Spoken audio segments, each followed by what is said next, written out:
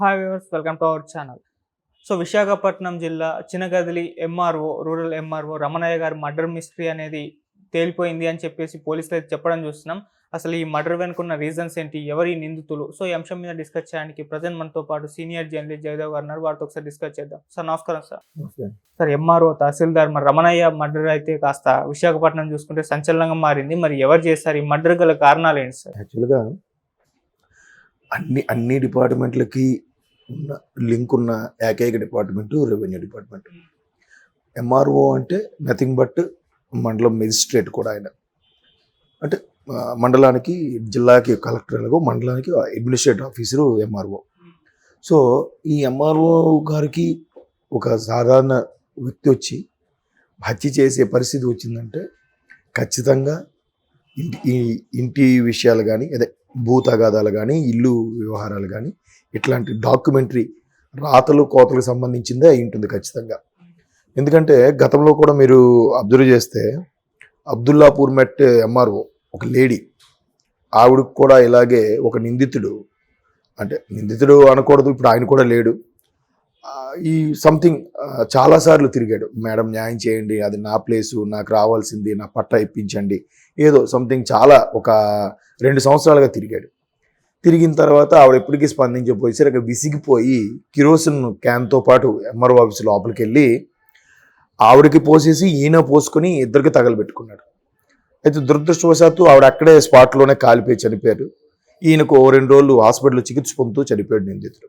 తర్వాత పోలీసులు సమాచారం ఇన్వెస్టిగేషన్లో తేలింది ఏంటంటే అది ఆవిడ తప్పు కాదు, ఆవిడ భర్త నా భార్య ఎంఆర్ఓ కాబట్టి వాళ్ళ దగ్గర వీళ్ళ దగ్గర ఏవో అమౌంట్లు తీసుకొని లాబింగ్ చేసి మీకు అది కావాలా, మీకు ఆ పట్ట కావాలా, మీకు ఈ భూమికి సంబంధించినంత ఉందా, దానికి ఎంత కమిషను అని ఏదో ఉంటారు కదా జనరల్గా బ్రోకర్స్, ఆ భర్తే బ్రోకర్లా బిహేవ్ చేసి చాలా అయ్యారు. బట్ ఎంఆర్ఓ గారికి ఆ విషయాలు ఏవీ తెలియలేదు. బట్ అల్టిమేట్గా ఆవిడ చనిపోయారు, పిల్లలు అనాథలయ్యారు కదా. అంటే అక్కడంటే అలా జరిగింది. ఇక్కడ వీళ్ళిద్దరి మధ్యన లావాదేవీలు ఏం జరిగాయో తెలియదు.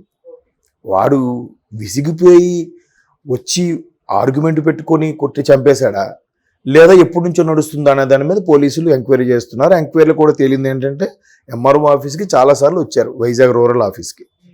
బట్ ఆయన రీసెంట్గా విజయనగరం జిల్లా బొండపల్లి మండలం కేంద్రంకి ఎంఆర్ఓగా ట్రాన్స్ఫర్ అయిపోయారంట. నేను first no second no join కూడా అయ్యారు.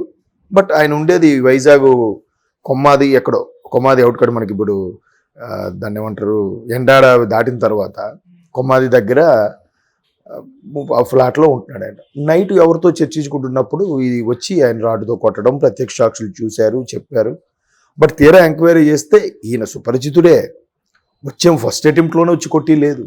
చాలాసార్లు ఎంఆర్ఓ గారితో ఆయన కార్యాలయంలో కలుసుకున్నాడు. ఏదో భూ తగాదాలు, లావాదేవీలు, కమిషన్లు, ఈ నేపథ్యంలో ఎక్కువ వైజాగ్లో కూడా ఈ మధ్యకాలంలో ఎక్కువగా వింటున్నాం ఇవి.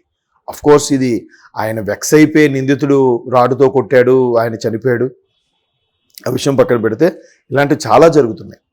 ఇంకొంతమంది నేను విన్నది ఏంటంటే రిటైర్డ్ ఎంఆర్ఓ ఆఫీసర్స్ కూడా ఇట్లాంటి భూ తగాదాలలో, రియల్ ఎస్టేట్ వాటిలో పాలు పంచుకుంటున్నారని కూడా విన్నాను. అంటే ఫర్ ఎగ్జాంపుల్ ఈ ల్యాండ్ ఉంది, ఈ ల్యాండ్ మీ సమ్ ఎక్స్పైర్ మీద ఉందనుకో, తర్వాత ఇప్పుడు ఆ ఎక్స్పైర్ మీదే పట్టా ఉంది, రిజిస్ట్రేషన్ కూడా అంత అయ్యింది. వై అనేవాడు వచ్చి దాని మీద కొన్నేసాడు, అది నాది అని చెప్పి ఒక పత్రాలు చూపిస్తున్నాడు. ఎలా చూపిస్తున్నాడు? ఈయన ఎప్పుడైతే రిజిస్ట్రేషన్ చేయించుకున్నాడో ఈయన రిజిస్టర్కి ముందు సంవత్సరమో 2 ఏళ్ళో 5 ఏళ్ళ ముందో వెళ్తే అప్పుడు స్టాంప్ పేపర్లు సంపాదించి ఆ టైంకి ఆ ఏరియాలో ఆ రూరల్గా ఏ ఎంఆర్ఓ అయితే పనిచేస్తున్నారో ఆయన ఇప్పుడు రిటైర్ అయిపోయి బతుకుంటే ఆ ఎంఆర్ఓని పట్టుకొని వాళ్ళతో సంతకాలు పెట్టించుకొని ఈ భూమి నాది అని ప్రూవ్ చేస్తున్నారట. అంటే చూడండి జనాలు ఎంత తెలివి మీరిపోయారు. మీకు అర్థమైందా? సమ్ ఎక్స్ అనేవాడు 2000లో ల్యాండ్ కొన్నాడండి. వై అనేవాడు వచ్చి దాని మీద కొన్నేసి ఏం చేశాడు, 2015లో ఆ ఏరియాలో ఏ ఎంఆర్ఓ అయితే పనిచేస్తున్నారో ఆ ఎంఆర్ఓ రిటైర్ అయిపోయినా ఆయన ఎక్కడున్నాడో వెతికి పట్టుకొని ఆయనతో సంతకాలు పెట్టించుకొని ఆ స్టాంప్ పేపర్లు, ఆ స్టాంపు రౌండ్ సీల్ వేయించుకొని ఇది నాకు 2015లోనే నా పేరు మీద రిజిస్టర్ అయింది, ఇగో ఎంఆర్ఓ సంతకం చూపిస్తే పాపం ఎక్స్ అనేవాడు కంగు తింటున్నాడు. చూసారా ఎన్ని తెలివితేటలు. అంటే ఆ మోసం చేయడంలో ఆరితేరిపోతున్నారు ఒక్కొక్కరు. టెక్నాలజీ పెరిగే కొద్దీ బాగా పెరిగిపోతుంది కదా. సో ఇట్లాంటివి జరుగుతున్నాయని కొంతమంది చెప్తే విన్నాను. నాకు తెలియదు, నేను ఇప్పుడు లైవ్లో చూడలేదు. అంటే ఇలా కూడా చేయొచ్చా, దారుణాలు ఘోరాలు ఇలా కూడా జరగొచ్చా అన్నట్టుగా నేను చెప్పేవరకు మీకు చూసారు అలాగా ఆశ్చర్యం అనిపించిందా?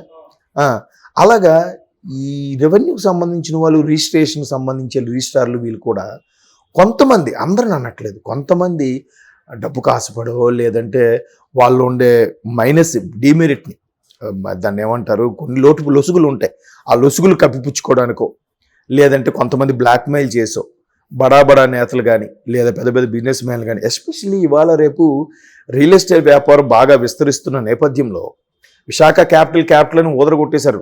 దాంట్లో అక్కడ ఏం కట్టింది లేదు, ఏం చేసింది లేదు, ఉన్నది చెడగొట్టారు తప్ప.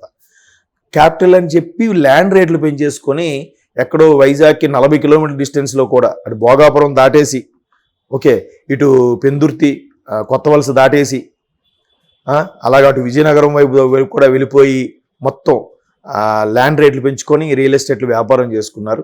దానికి కొంతమంది సోకాల్డ్ ఈ డిపార్ట్మెంట్ సంబంధించిన వాళ్ళు హెల్ప్ చేశారు.